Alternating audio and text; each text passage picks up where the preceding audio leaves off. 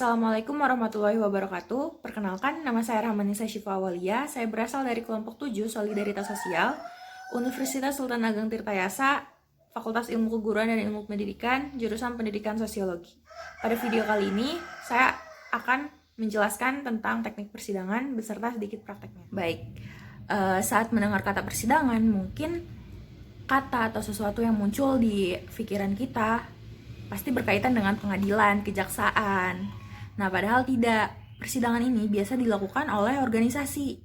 Teknik persidangan sendiri memiliki arti sebagai tata cara yang dilakukan dalam persidangan melalui proses dengan mekanisme-mekanisme yang jelas dan teratur. Persidangan ini memiliki tujuan yaitu untuk membahas permasalahan tertentu sehingga menghasilkan keputusan yang nantinya dijadikan sebuah ketetapan bersama. Selanjutnya ada jenis-jenis persidangan. Yang pertama ada sidang pleno. Nah, sidang pleno ini biasanya dilakukan oleh steering committee. Sidang pleno ini menghasilkan keputusan yang sifatnya sementara. Contohnya, tata tertib, lalu pemilihan presidium sidang, serta pemilihan apakah nantinya draftnya akan dibacakan per bab atau per pasal. Kedua, ada sidang paripurna. Sidang paripurna ini merupakan kelanjutan dari sidang pleno. Ketika presidium sudah ditentukan, tata tertib persidangan sudah ditentukan, lalu pembacaan per bab atau per pasalnya sudah ditentukan juga, maka sidang paripurna bisa dilaksanakan. Nah, sidang paripurna ini dipimpin oleh seseorang yang dinamai presidium sidang. Presidium sidang ini adalah orang yang memimpin, yang bertanggung jawab atas berjalannya persidangan. Ketiga, ada sidang komisi. Nah, sidang komisi ini dilakukan oleh komisi-komisi yang bersangkutan. Assalamualaikum warahmatullahi wabarakatuh. Perkenalkan, nama saya Rahmanisa Syifa Awalia sebagai Presidium 1. Baik, sebelum memulai sidang, seperti yang sudah kita sepakati sebelumnya, kita akan menghitung quorum terlebih dahulu.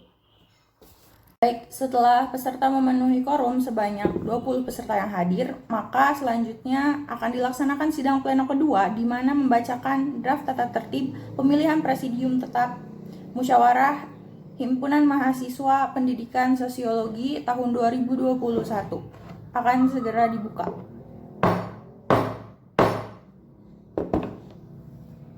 Ya, untuk selanjutnya akan ada pemilihan apakah draft tata tertib pemilihan presidium tetap musyawarah mahasiswa himpunan pendidikan sosiologi apakah akan dibaca bab per bab, pasal per pasal, atau ayat per ayat. Jadi bagaimana audiens? Bab per bab. Ya, baik, sesuai dengan kesepakatan bersama maka draft tata tertib pemilihan presidium sidang musyawarah mahasiswa himpunan pendidikan sosiologi akan dibacakan secara bab per bab. Baik, kalau begitu saya akan membacakan draft tata tertib pemilihan presidium himpunan himpunan mahasiswa pendidikan sosiologi. Bab 1, ketentuan umum. Pasal 1 ayat 1. Presidium sidang adalah orang yang memimpin jalannya persidangan serta mengesahkan hasil keputusan sidang. Ayat 2, presidium sidang ditentukan oleh dan dari peserta sidang. Ayat 3, pemilihan presidium sidang secara langsung, bebas, rahasia, jujur, dan adil. Bagaimana audiens? Apakah disepakati? Setuju, sepakat. Baik, saya tidak mendengar kata tidak sepakat.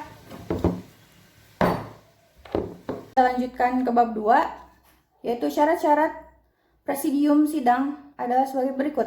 Yang pertama, memiliki integritas dan loyalitas tinggi terhadap himpunan mahasiswa jurusan pendidikan sosiologi. 2. Sehat jasmani dan rohani. 3. Bisa datang tepat waktu. 4. Tercatat mahasiswa aktif pendidikan sosiologi Universitas Sultan Ageng Tirtayasa. Bagaimana audiens? Tidak sepakat.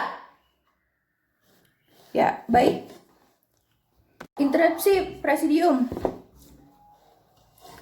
Menurut saya syarat-syarat yang ketiga, bisa datang tepat waktu, mungkin bisa lebih diganti menjadi disiplin karena disiplin sudah mencakup tepat waktu. Begitu presidium.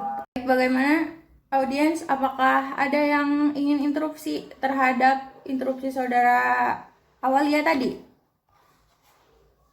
Baik, apakah bisa disepakati?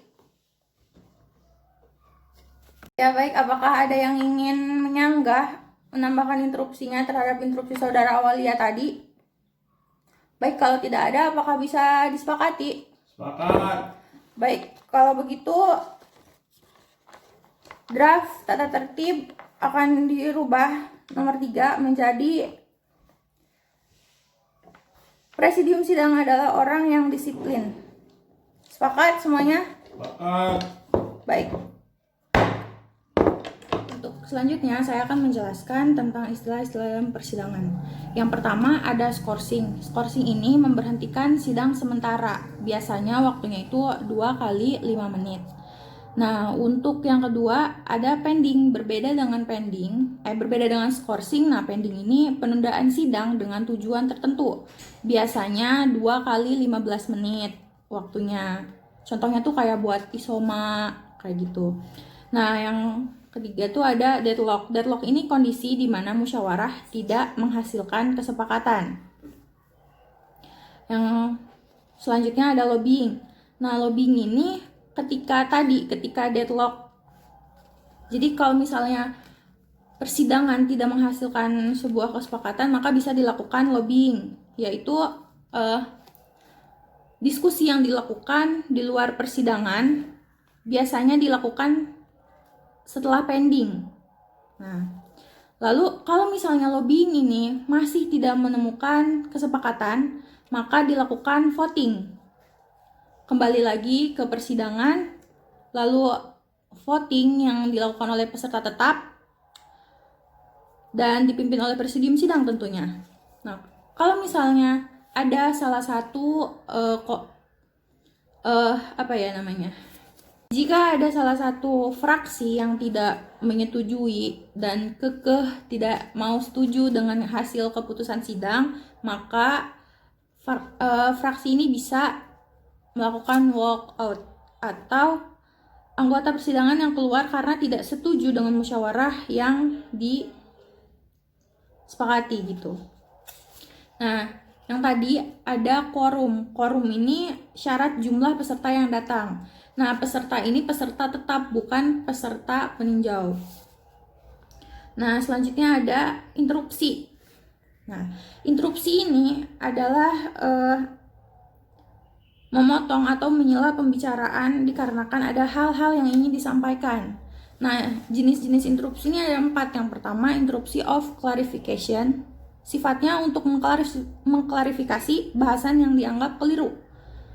Yang kedua, interupsi of order. Sifatnya untuk memberikan penjelasan, usulan, keterangan, dan lain-lain. Yang ketiga ada interupsi of information. Digunakan untuk menyampaikan sebuah informasi yang berkaitan dengan pembahasan persidangan. Yang ketiga ada interupsi of privilege. Sifatnya ini istimewa karena berkaitan dengan nama baik seseorang. Nah, kalau misalnya interupsi of privilege ini pasti disetujui oleh presidium sidang.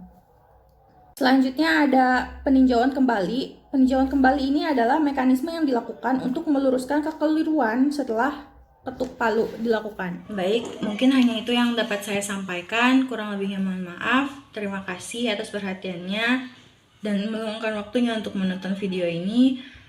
Sekian. Wassalamualaikum warahmatullahi wabarakatuh.